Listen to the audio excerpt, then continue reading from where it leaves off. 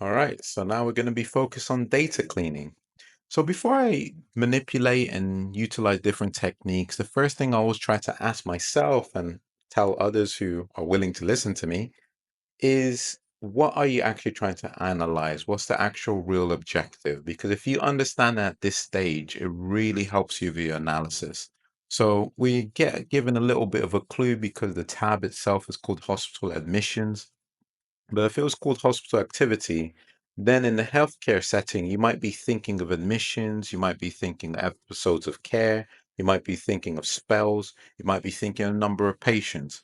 All of that type of analysis aggregates differently. So it's really important to just understand that beforehand. That also gives you the opportunity to remove any columns of information that's not required. The more streamlined your data set is, the better usually your visualizations work and the more effective that they can be in the analysis. After I've understood that, then I'll just try to verify that I understand what each of the field actually means. So for instance, if I was didn't extract the data myself, the first question I might have here is if this region is the patient region or is it the hospital region? LOS, it tends to stand for length of stay. So I would just verify that that's what we're actually looking at here.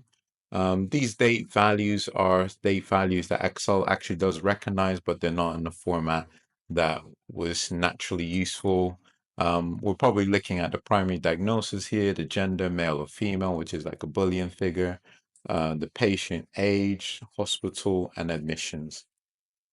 So the second thing I'll go on to do is just make sure that each of these fields are in the right data type or format.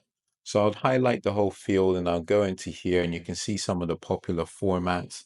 And we're going to be over prescriptive and use text for the region because it's a text value. But a lot of times when you open up Excel, it tries to put in that general field, which allows it to kind of aggregate and do things well, but it can make a lot of mistakes. So putting into the right format and type really helps you and helps Excel to do its thing appropriately. It's also a good concept even when you use other platforms as well. It's really, really important. So we're going to put that as a text. Length of stay, we're going to put as a number. We're going to use the decreased values. And we're going to be super clear and name it length of stay. And we're going to put in brackets days. Obviously, not something I verified, but generally, when admission data is recorded, it's length of stay days. We actually have the opportunity to verify that's correct because we've got an admission and discharge day. So the discharge takeaway admission should actually equal the length of stay. The admission and discharge date, the format type that we're gonna use is a short date, which is common in the UK.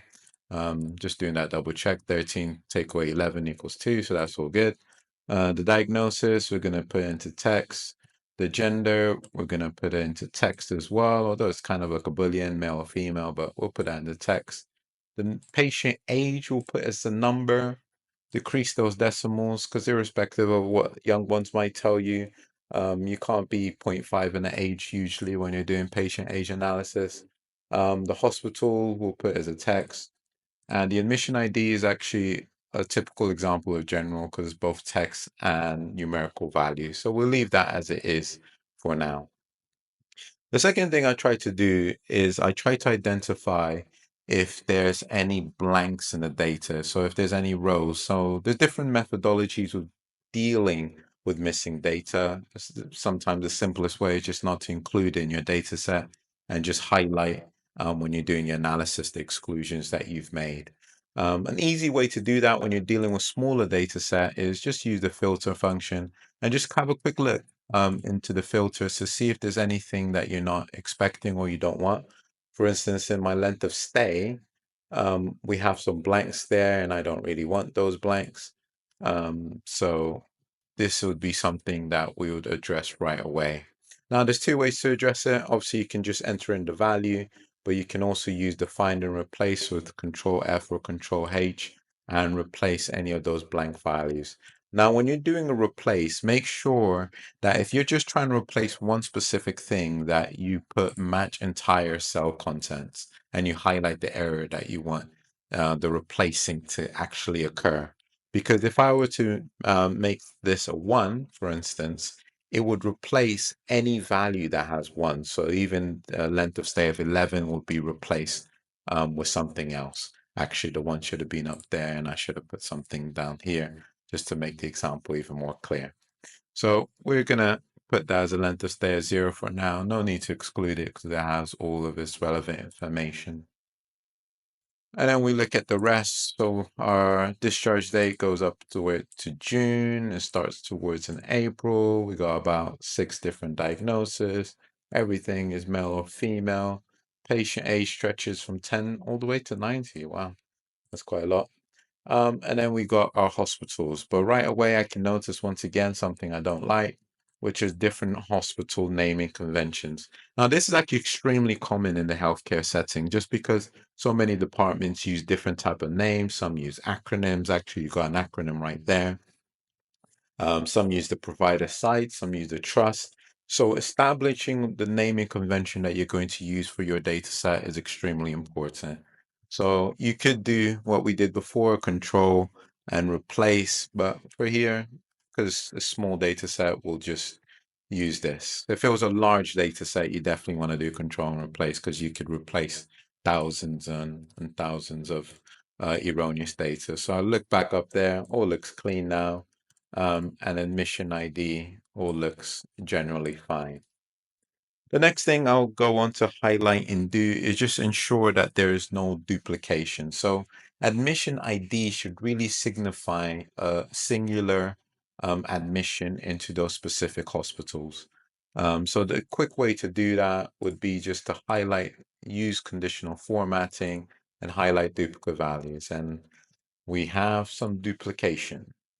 So, how are we going to address this? Well, once again, we've already spoken about this before. There's always multiple ways to solve a problem. I'm not an advocate of always having just one way. I'm teaching you methodology. Put in the chat and comment anything else that you think is more effective. But this is one way you can do it. You can go into the data tab and utilize remove duplicates. And you can select all of them in this specific case, because actually, let's just verify that that the duplicates are what they think we are. So we'll do a sort by color. We will also sort A to Z so that the duplicate are together. And you can see right here that this is a definite duplicate because admission and discharge are exactly the same. It looks like it's the exact same patient as well. And the same applies for these other duplicates as well. So we're quite confident of removing those duplicates, and select all won't cause us any sort of issue. So we click OK, and it's identified 3 duplicate values and removed it and highlighted that the rest is completely unique. So we seem to be good.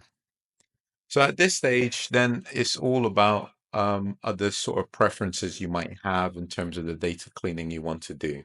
For instance, I prefer my ID to always be a numerical value. So if there's any sort of prefix, I like to get rid of those prefixes and make sure my ID is numerical, especially when you're dealing with multiple different data sets. So a way that we could do this is using one of the text functions, because right now it's a general text. And what we're going to do, we're going to use the write, which will return to us a specified number of characters in that text, depending from what direction that you're pulling from. So because I said write, it's going to return me the number of text values from that write. So if I go and click on the text and I put 3, then I get those 3 digits. However, this is still a text. 001 is still a text. So I don't like that. I want it to be a numerical value. So we're going to use the value function around the write function in order to just get a digit. And that's the way I like the ID. So we double click there to lower down the relative statements, apply it to all. And you can see from 1 to 100, we got clear numerical values IDs. Don't forget what we did before and really specify the format and we're going for numbers, no decimal places. Fabulous. Now, at this stage, if there's any other cleaning that you want to do, it's strictly preferential. I can see that the data and the information looks quite good at this stage. But obviously, there's other things you can do. If your numbers are stored as text, you can use the same value function to correct that. You can use if error statements to identify any sort of issues in a column. You can use the rounding feature just to make sure they're nice and whole values. And if you have a lot of data, you might even use Power Query in order to do some of this transformation before it comes into your Excel.